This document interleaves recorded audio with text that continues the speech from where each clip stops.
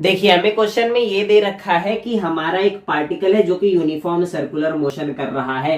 अब अगर ये यूनिफॉर्म सर्कुलर मोशन कर रहा है, इसका मतलब इसकी जो वेलोसिटी की मैग्नीट्यूड है ना, वो कांस्टेंट रहेगी हर एक पॉइंट पर। और हमें पता है हम जो लीनियर मोमेंटम लिखते हैं वो होता है mv, और जो हमारा एंगुलर मोमेंटम होता है वो होता है mvr। अब देखिए क्योंकि वेलोसिटी कांस्टेंट है, रेडियस भी कांस्टेंट है, क्योंकि इस सर्कल में ही ये पार्टिकल घूम रहा है जिसका radius through out the motion constant बना हुआ है, तो ये वैल्यू एक कांस्टेंट आएगी, ये भी वैल्यू एक कांस्टेंट आएगी। और मेजॉरिटी स्टूडेंट्स ये कहेंगे कि भैया जो लीनियर मोमेंटम है और एंगुलर मोमेंटम है दोनों कांस्टेंट रहेंगे। और अगर आप ये बात बोलते हो तो फिजिक्स आपको आके फिर ये बात बोलेगी। कैसे कैसे लोग रहते हैं यार यहाँ पर। कौन है ये लोग, कहां से आते हैं ये?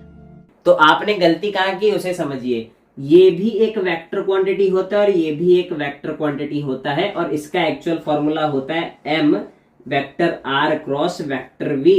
अब अगर मैं लीनियर मोमेंटम की बात करूं तो वेलोसिटी का डायरेक्शन इस पॉइंट पर यहां है, इस पॉइंट पर यहां है, इस पॉइंट पर यहां है। भले मैग्नीट्यूड सेम हो बट हर पॉइंट पर डायरेक्शन जो है वो चेंज होगी, तो हर पॉइंट पर जो वेलोसिटी है, सॉरी जो हमारा लीनियर मोमेंटम है उसकी वैल्यू चेंज होगी।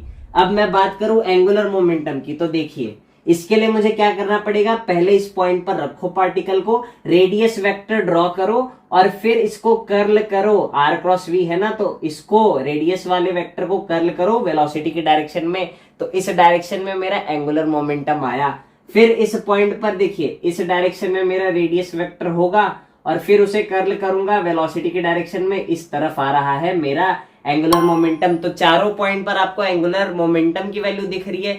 अब देखिए जो लीनियर मोमेंटम है वो तो हर पॉइंट पर अलग है विथ डायरेक्शन, और वहीं अगर मैं बात करूं तो एंगुलर मोमेंटम की वैल्यू आपको दिख रही होगी हर पॉइंट पर जो है मैग्नीट्यूड भी सेम है और डायरेक्शन भी सेम है। तो यहां पर कंक्लूजन ये है कि जो मेरा एंगुलर मोमेंटम है वो कांस्टेंट रहेगा, बट मेरी जो लीनियर मोमेंटम है वो कांस्टेंट नहीं बनी रहेगी।